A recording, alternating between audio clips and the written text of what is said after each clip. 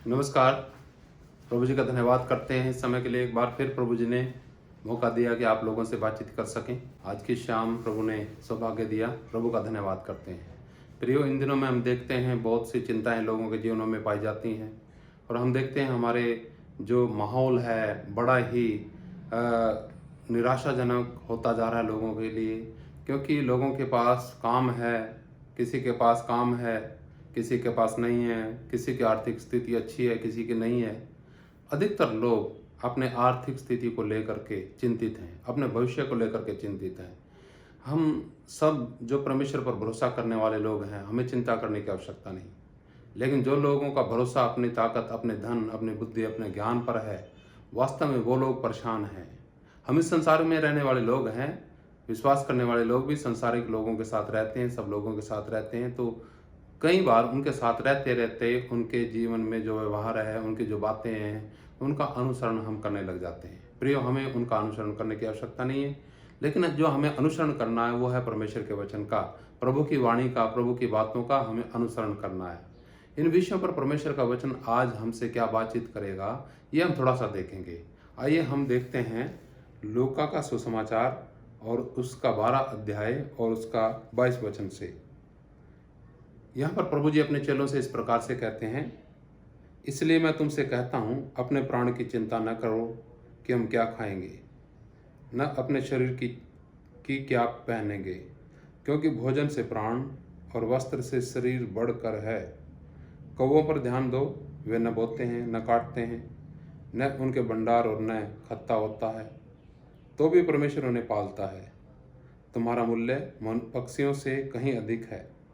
तुम में से ऐसा कौन है जो चिंता करने से अपनी आयु में एक घड़ी भी बढ़ा सकता है? इसलिए यदि तुम सब से छोटा काम भी नहीं कर सकते, तो और बातों के लिए क्यों चिंता करते हो?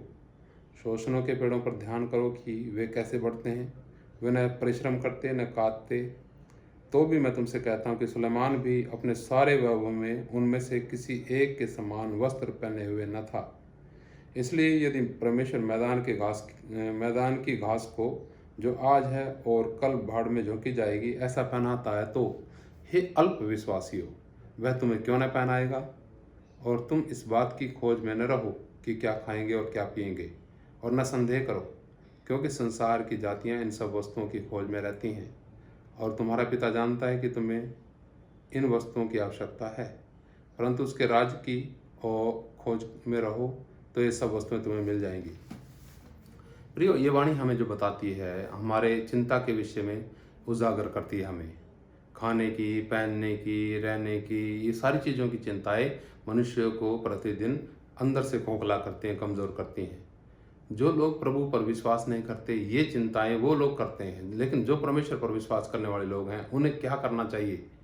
प्रभु की वाणी कहती है कि चिंता मत कर, कल की चिंता मत कर। तेरा पिता है जो सारी वस्तुओं को जानता है कि क्या क्या की तुझे आवश्यकता है।